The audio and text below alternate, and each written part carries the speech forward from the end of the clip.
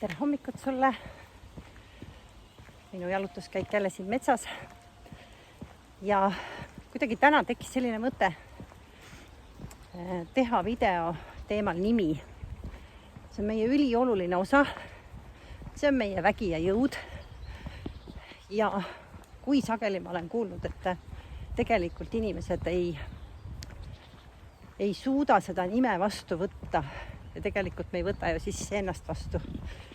Kuidas ma olen kuulnud, et see ema või isa pandud eesnimi ja see mulle ikka tegelikult üldse ei meeldi ja perekonnanimega on ka samamoodi ja ühesõnaga me ei võta tegelikult siis vastu iseennast. Sest see nimi on ülioluline osa. Sest see oled sina, see olen mina. On selle peale päris palju mõelnud.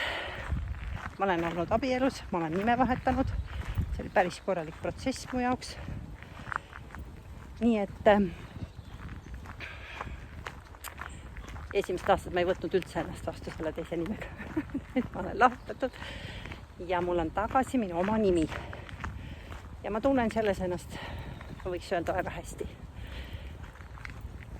Ja üks huvitav koht veel, mida võib-olla tasub mõelda, on see, et igal nimel, igal tähel on oma numbri kombinatsioon. Ma olen hakanud kuulama ühte numeroloogi ja ma ei tea, kas ta on selle kohta video teinud, nime number.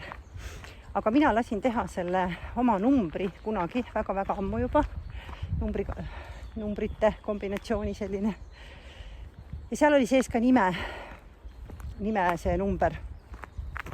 Ja kuidas see siis mind toetab. Mul oli huvitav, et minu number ei muutunud, kui ma abiellusin. Aga ma võin öelda, et see energia muutus küll. Sellepärast, et ma ei võtnud seda nime mitu aastat vastu. Ja sa võid uurida nüüd ennast ja võib-olla natuke seda perekonnalugu, oma nimelugu, et kust see nimi tuleb. Ja teatud ajal Eestis ju võtsid kõik, said võtta väga erinevaid nimesid. Näiteks minu vanaisa võttis ühe nime ja tal oli mitu venda. Nii et osa võtsid ühe nime, siis võtsid teised teise nime. Perekonnad nagu mingis mõttes lagninesid, et ei olnud enam ühe nimega. Suhteliselt keeruline aeg oli Eestis. Et võib-olla uurida seda ja võib-olla ongi hea korraks mõelda, kuna see on suguvõsa. Ja seal on tekkinud erinevad leerid. Võib-olla sinul ka just nimega, kelle poole keegi hoiab, keda keegi valib, millise nime on keegi valinud. Nii et see on niisugune laiem teema, see ei ole ainult sina ja sinu perekonnanimi. Ja võib-olla on seal mingisugused väiksed konksukesed, miks sa ei suuda seda nime üldse vastu võtta. Ma räägin perekonnanimest praegu. Eesnimega on hoopis teine värk. Sellepärast, et siin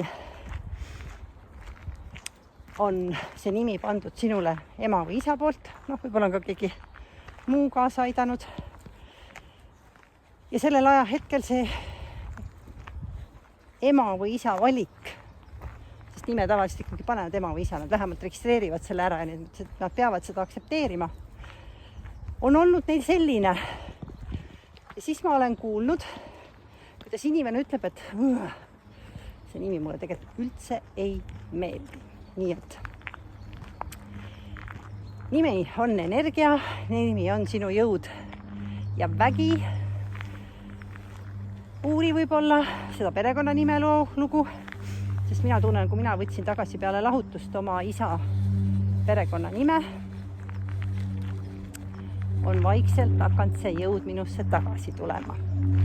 Võib-olla see on mõistuslik, aga ma tajun seda rohkem. Esiteks ma olen isaga teinud väga palju tööd, et seda üldse vastu võtta. ja järelikult olen ma vastu võtnud aina rohkem ja rohkem ennast ja ka oma nime. Nii et uuri oma süsteemi, uuri oma nime ja saa endast rohkem teada. Nii et mõnusat päeva sulle!